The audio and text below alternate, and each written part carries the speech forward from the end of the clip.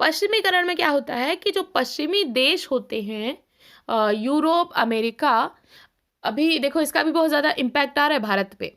तो पश्चिमी देशों की संस्कृति, पश्चिमी देशों की सभ्यता को हम अडॉप्ट कर लें, अपना लें, उन्हीं के अकॉर्डिंग हम रहना शुरू कर दें। अपना खाना पीना, बोलचाल, भाषा और जो भी चीज़ें हैं, सब कुछ हम पश्चिम को एक आदर्श मान करके कि वेस्टर्न सोसाइटी में ऐसे होता था, हम भी ऐसे करेंगे, वेस्टर्न कल्चर में ऐसे होता है, हम भी ऐसे करेंगे। तो हमारा पहनना, खाना, बातचीत, सारी चीज़ें वेस्टर्नाइजेशन के अंतर्गत आ गई कि हम उनको फॉलो कर रहे हैं, उनको संदर्भ मान करके सारी चीज़ें हम कर रहे हैं। अब जैसे यहाँ पर एक एग्जाम्पल ले सकते हो अंग्रेजी का, कि हम अंग्रेजी के पीछे बहुत ज़्यादा भाग रहे हैं। इसका रीज़न क्या है? इसमें हम कहीं ना कहीं खुद को एक मॉडल दे रखा है कि वहाँ पर ऐसे होता था, इसलिए हम भी ऐसे ही करेंगे। तो ये चीज़ें होती हैं पश्चिमीकरण में। हम पश्चिमी संस्कृति को संदर्भित करते हैं, उनका अनुकरण करते हैं। ये जो कॉन्सेप्ट है भारत के संदर्भ में यूज़ किया था एम.एन. श्रीनिवास ने। उन्होंने परिभाषा दी थी कि पश्चिमीकरण से तात्पर्य ब्रिटिश शासन के परिणाम स्वरूप भारतीय समाज और संस्कृति में हुए परिवर्तनों के योग से, मतलब जो ब्रिटिश शासन रहा है उसके टाइम में जो जो चेंजेस हुए हैं, क्योंकि हम फॉलो तो उन्हीं को कर रहे हैं ना, तो हमने देखा कि अंग्रेज कैसे रहते हैं, वैसे ही हमने भी शुरू कर दिया सारा कुछ करना। तो क्या क्या चेंजेस हुए हैं? तो प्रौद्योगिकी में हमारे चेंजेस हुए हैं। पहले अब जैसे खेती को ही ले लो, तो खेती में पहले हाथ से काम किया जाता था, अभी बहुत ज़्यादा यंत्रीकरण हो गया है, और उद्योग धंधों में बहुत ज़्यादा मशीनों का चलन आ गया है। हमारी संस्थाओं में परिवर्तन आ गया है, विवाह, परिवार, नातेदारी, सब कुछ काफ़ी चेंज हो गया है। अगर हम बारीकी से कभी फुर्सत में होना तो ये सब ऑब्जर्व करना कि कितना चेंजेस आ गए हैं, आपको खुद ब खुद ये चीज़ें समझ आएंगी। विचारधाराओं में हमारे परिवर्तन आ गया है। हम बहुत ज़्यादा वेस्टर्न चीज़ों को फॉलो करने लगे हैं कि वहाँ पे ऐसा होता था, हम भी ऐसे ही करेंगे। हमारे मूल्यों में परिवर्तन आ गया है। पहले जहाँ हमारे मूल्य बहुत ज़्यादा परंपरावादी थे, अब हमारे मूल्य आधुनिक होते जा रहे हैं। तो मूल्यों में भी तो ये सारे परिवर्तन आए हैं ब्रिटिश शासन के परिणाम स्वरूप। तो जो भी परिवर्तन हुए उनको हम कह सकते हैं कि पश्चिमीकरण।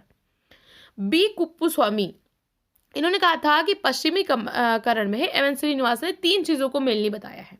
कौन सी? तो एक तरीके से पश्चिमीकरण की जो अवधारणा एम.एन. श्रीनिवास ने दी थी, तो उसको इन्होंने एनालाइज किया है और 3 चीज़ें उसमें से निकाली हैं।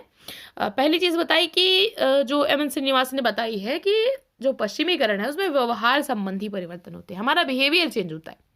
हमने जो वेस्टर्न फूड था उसको अपना लिया, उनके जैसे हमने कपड़े पहनने शुरू कर दिए। जीन्स आजकल सारे लोग पहनते हैं, ये कहाँ का है? हमारे यहाँ का कल्चर नहीं, हमारे यहाँ का तो है धोती कुर्ता। अब उसको कोई आजकल देखो पहनेगा तो लोग हंस लेंगे। तो ये वेशभूषा में हमने चेंजेस किए हैं। ज्ञान संबंधी परिवर्तन आ गए हैं, हमारा नॉलेज इंक्रीज भी हुआ है, और कहीं ना कहीं हम कह सकते हैं कि हमने अपने नॉलेज को छोड़ भी दिया है। ये दोनों चीज़ें हैं। हम भारतीय ज्ञान विज्ञान को छोड़ते भी जा रहे हैं, जबकि कहा जाता है कि वेद हमारे ज्ञान के भंडार हैं, लेकिन अब उसमें कोई अनुसंधान नहीं कर रहा है, और हम जो वहाँ पर अनुसंधान हो रहा है उसको मान ले रहे हैं। तो विज्ञान, प्रौद्योगिकी और हमारा कल्चर बहुत ज़्यादा चेंज हो गया है। हमारी टेक्नोलॉजी बहुत ज़्यादा चेंज हो गई है। आजकल हम बहुत ज़्यादा फास्ट टेक्नोलॉजी पे काम कर रहे हैं। रोबोटिक दुनिया देखी आपने, वैसी होती जा रही है। हमारे मूल्य चेंज होते जा रहे हैं। सार्वभौमिकतावादी हमारे मूल्य आ रहे हैं, मानवतावादी मूल्य हमारे आते जा रहे हैं।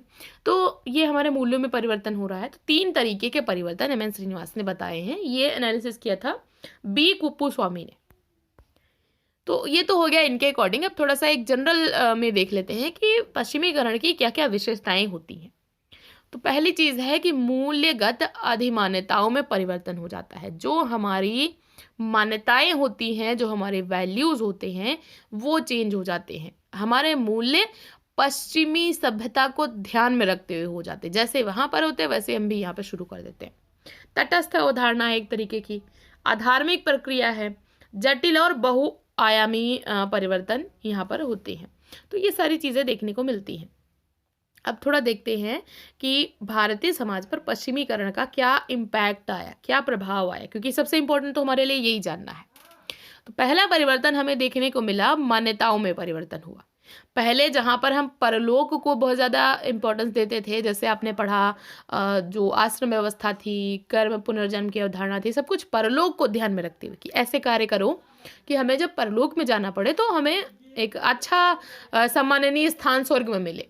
लेकिन अभी क्या हुआ कि हमारी मान्यताओं में परिवर्तन हुआ। हमने सोचा जो कुछ है इसी लोक में भैया सुखी रहो, खुश रहो, अच्छे से रह लो, सब कुछ इसी में है, क्या लेके आए क्या लेके जाना है, ये वाली फीलिंग आ गई। धार्मिक सुधार आंदोलन थोड़ा सा हुई, धार्मिकता हमारी थोड़ी सी कम हुई, थोड़ा सा कुरीतियों को लोगों ने दूर करने की कोशिश करी, धार्मिक सुधार आंदोलन हुए बहुत सारे। वो मैंने एक वीडियो भेजी थी, आपने देखा होगा तो वहाँ से आपको क्लियर हो गया होगा। सामाजिक कुरीतियों के विरुद्ध समाज सुधारकों ने बहुत सारे आंदोलन किए हैं, जैसे सती प्रथा थी, बाल विवाह हो रहा था, विधवा विवाह को रोक लगा दी गई थी। तो ये सारी कुरीतियाँ खत्म करने की कोशिश की गई, समाज सुधारकों ने इसके लिए प्रयास किए और बहुत ही अच्छा प्रयास मैं कह सकती हूँ। तीसरा परिवर्तन हमें देखने को मिला कि जो जातिगत नियम थे, जो मैं बताती हूँ जितने भी आधुनिक प्रक्रियाएं हुई हैं, सब में सबसे ज़्यादा क्षति ये जातिगत नियमों को ही पहुंची है। यहाँ पर जो खान पान सहवास संबंधी नियम थे कि किसी के साथ उठ बैठ नहीं सकते, किसी के साथ खाना पीना नहीं कर सकते, ये सब कुछ लगभग तो खत्म हो गया। अब होटलों में आप जाओ, देखो सब आपस में कोई भी वो नहीं रहता, गतिशीलता बढ़ी है।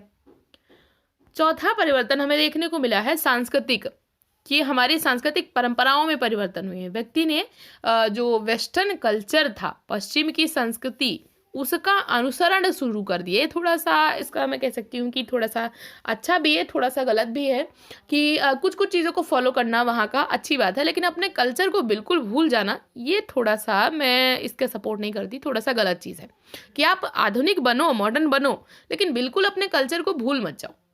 पांचवा जो चेंज हमें देखने को मिला है कि नवीन शिक्षा व्यवस्था आई है, कानून व्यवस्था के नई नई संस्थाएं हैं, नवीन विधि संस्थाएं स्थापित हुई हैं, जैसे अंग्रेजी शिक्षा पे बहुत ज़्यादा जोर दिया गया है, संसद की स्थापना हुई, पुलिस व्यवस्था, पंचायती राज व्यवस्था, ये सारी जो भी संस्थाएं हैं, ये सब भारत में स्थापित हुई। काफ़ी हद तक ये सब नया है हमारे लिए। तो हमारी जो सामाजिक संस्थाएं थी वो तो ख़त्म हो रही हैं अंग्रेजों के टाइम में, और उनकी सामाजिक संस्थाओं को हमने अडॉप्ट कर लिया।